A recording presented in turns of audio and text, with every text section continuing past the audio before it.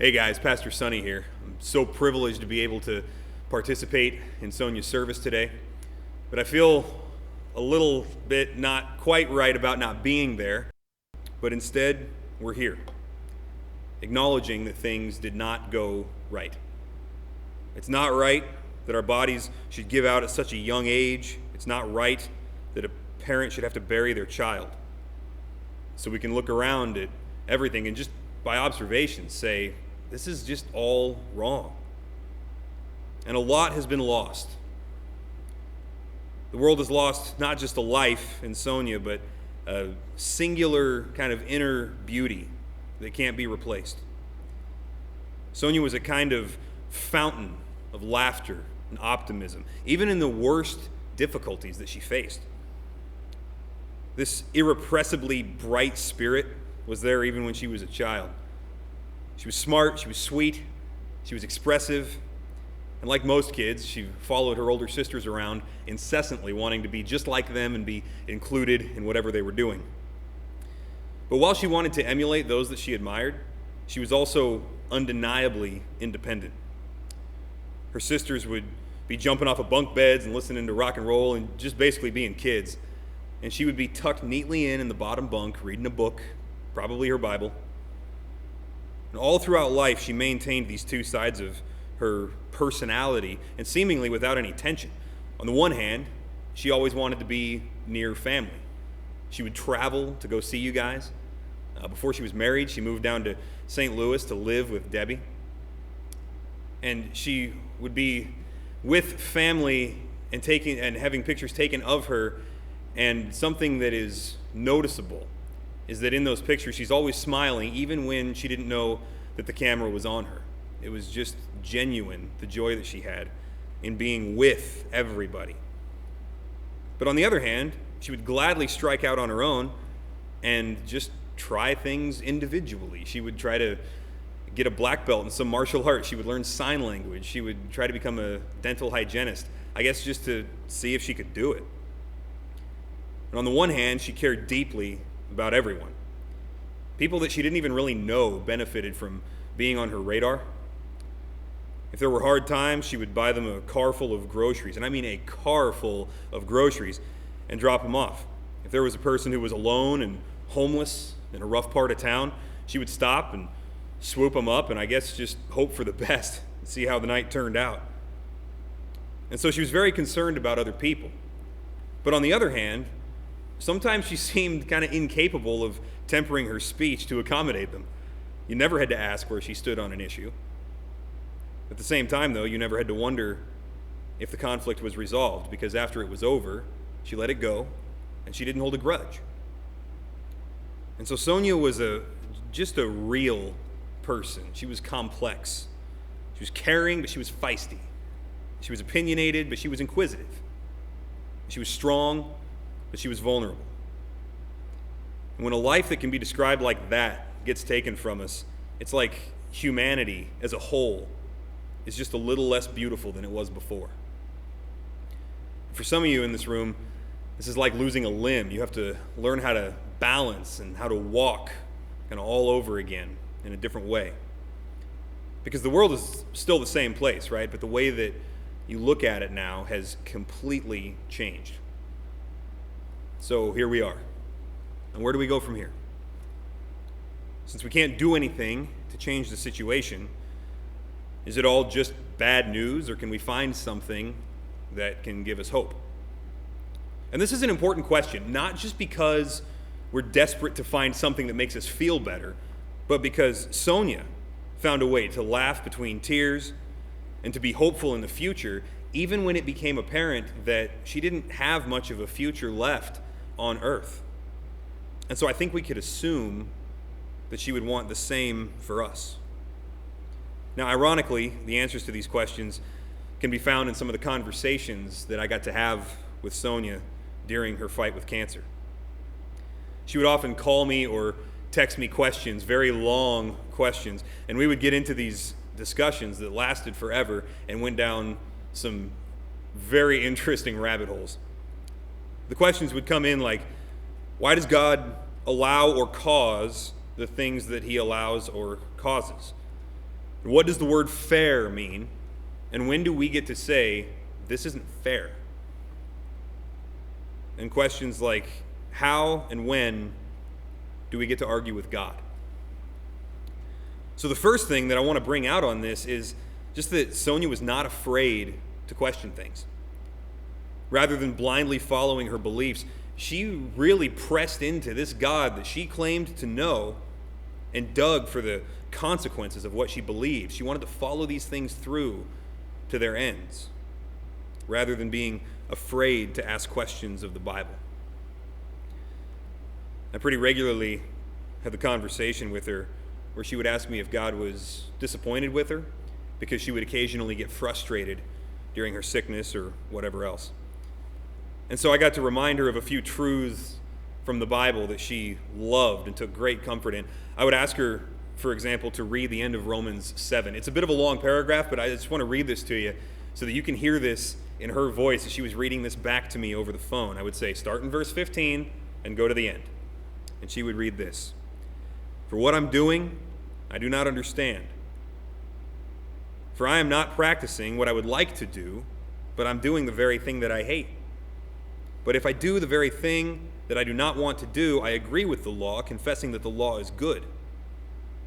So now no longer am I the one doing it, but sin which dwells in me. For I know that nothing good dwells in me, that is, in my flesh. For the willing is present in me, but the doing of good is not. For the good that I want, I do not do, but I practice the very evil that I do not want. But if I'm doing the very thing that I do not want, I am no longer the one doing it, but sin which dwells in me. I find then the principle that evil is present in me, the one who wants to do good. For I joyfully concur with the law of God in the inner man. But I see a different law in the members of my body, waging war against the law of my mind and making me a prisoner of the law of sin which is in my members. Wretched man that I am, who will deliver me from this body of death? Thanks be to God through Jesus Christ our Lord. So then, on the one hand, I myself with my mind am serving the law of God, but on the other hand, with my flesh, the law of sin. And then I would say, stop there. And I would say, is that how you feel? Does that describe it? And she would answer, yep, that's pretty much it. I'm not doing the things I want, and the things I don't want to do, I keep doing. And then I would say, now read the next verse, which happens to be Romans 8:1. It says this, there is therefore now no condemnation for those who are in Christ Jesus. And that reminded her that any negative feelings that God would have towards Christians were redirected to Jesus on the cross, where he was punished for our shortcomings. So then God isn't angry that we aren't growing or that we aren't growing fast enough. He's patient and loving in how he grows us. Then I would say, remember something. And she would mouth along the rest of the sentence with me because we had gone over it so many times. And I would say, and she would say with me, God is fully satisfied with you. God is fully satisfied with you. And Sonia was always blown away by that truth, and she would say things like, how can he be satisfied with me? Even though she knew the answer. The answer is pretty simple. The dissatisfaction that God may have had with us has now been nailed to the cross. And all that's left for the Christian is the love and the pleasure that a father takes in his imperfect child. A conversation we had a few months ago comes to mind. In this conversation, it was shocking to me. She actually taught me something about the gospel that I had never seen before. And that was actually pretty regular that I learned something from her. But in this case, and as I recount this, I'm sorry, I do not remember the actual words that were used because the truth and the thought that she gave to me just kind of drowned me, and the words got lost in the moment. But she was asking about feelings of failure, especially in regards to not being around to finish raising her daughters. And so somewhere in those thoughts was a feeling that she couldn't complete the job that God had given her to do. And then she said to me something like, just as she was processing this, she said, maybe not finishing this life isn't a failure because this life was never the goal. What if it's all about something bigger and this is only preparation? I just sat there and listened to her, and I learned. I remember actually taking notes and writing down a few of the things that she was saying, because it was just such deep truth and such a fantastic expression of what God spent thousands of pages telling us in His Word. If your eyes are stuck down here, then when all of this falls apart or gets taken away, then you lose everything. But if your eyes are on something beyond this body and beyond this life, then when all this gets taken away, we're actually gaining what we have deeply been wanting all along. That was exactly Jesus' point when after He got murdered, He rose from the dead. It was like He was saying, well, that was awful. Let's move on. Follow me. And remember, Jesus was leaving His loved ones. He was leaving His own mother. She had to watch Him die and bury Him. But because He did what He did, Sonia had someone to look forward to and follow, even if that happened sooner than she would have liked. And now she can look back on her battle with cancer and say, well, that was awful, but now let's move on. I'm following you. It's the worst kept secret, as we would often express to each other, the worst kept secret in humanity is that we cannot control our own destiny. And trying to, honestly, just makes you crazy. And so what a liberating thing to be able to look at Jesus and say, you rose from the dead. You clearly have authority over life and death, which means you have authority over my life. Here, take it and do what you want with it. And the promise from Jesus to those who follow Him and those who give their lives to Him is that as you follow Him into death and beyond, that you will be with Him forever. And the cool thing for everybody else that's still here is that for those that do follow Christ, after death, you will be with Him as well, which means, kind of just by nature of this fact that we'll all be with Him, we'll all be together. And so there's that old saying that people often say at funerals, this isn't goodbye, this is just see you later. Folks, that is a profoundly biblical way of thinking. That is exactly what God would have me say to you today. I think what Sonia would have me say as well. Now, let me just take a moment and address Anna, Kate, and Evelyn. You girls are in for a battle. As you grow, you're going to have to learn things for yourself that only a mother can teach. This isn't normal, and honestly, it isn't fair. And I'm sorry. But I want you to know something that I hope becomes more and more clear as the years go on. A mother is here to teach us about God. Moms are who they are because God made them that way. Your mom cared for you, she fed you, and she talked to you every day because God cares for you and He feeds you. And He wants to talk to you every day. He listens to you every time you speak, and He will talk to you every time you read the Bible. And so my advice to you is to get to know God as well as you can.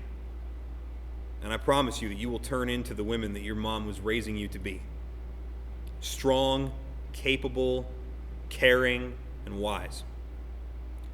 And as you get older, you may want to be more independent from your family. And this is kind of natural. I mean, since your mom isn't here anymore to guide you through these things, you may want to, or may get used to just kind of making your own way. But please do me a favor. Stick close to your dad. Listen to what he says. Take his advice. Take his instruction. He loves you more than anything in the world. He knows what's best for you, and he's only going to tell you to do what's best for you. So stay close to your dad. Give him lots of hugs and tell him thank you a lot. And also, with that, I would say stick close to grandma, stick close to your aunties. They can teach you a lot also. They can help you a lot. Give them lots of hugs and tell them thank you often. But to everyone, I am so profoundly sorry for your loss. And I just appreciate the opportunity to be involved in today to give honor to an honorable woman. Thank you so much for allowing me to speak.